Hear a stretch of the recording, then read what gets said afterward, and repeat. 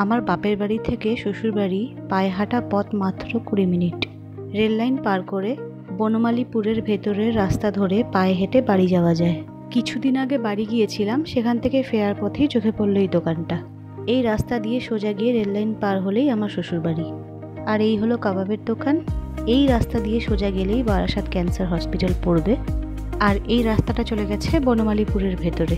সন্ধ্যে 6:30 নাগাদ দোকানটা খোলে। সেদিন বাড়ি ফিরতে রাত হয়েছিল বলে দোকানটা চোখে পড়ল। এখানে পাওয়া যায় শুধুই কাবাবের আইটেম। আমাদের গুগল ম্যাপ এই লোকেশনে আমার দোকান আরও এটা হচ্ছে রামকৃষ্ণপুর জনকল্যাণ সমিতির কাছে।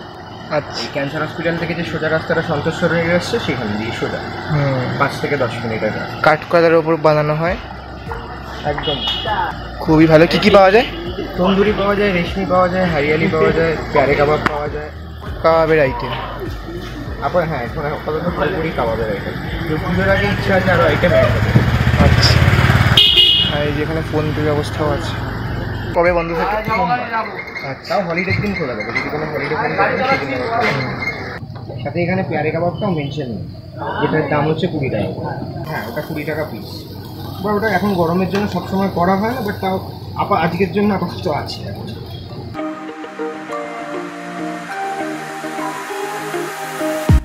আমরা এখান থেকে 3 রকম কাবাব নিলাম, রেশমি, হরিয়ালি আর তন্দুর। এটা হরিয়ালি কাবাব, এটা হলো রেশমি কাবাব।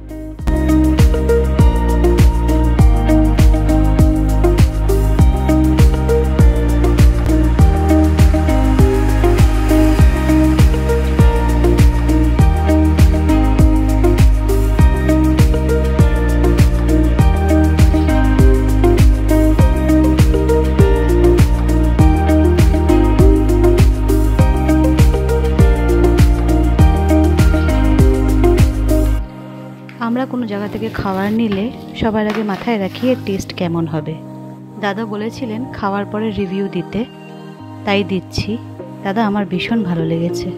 টেস্টের দিক থেকে পারফেক্ট কাবাব।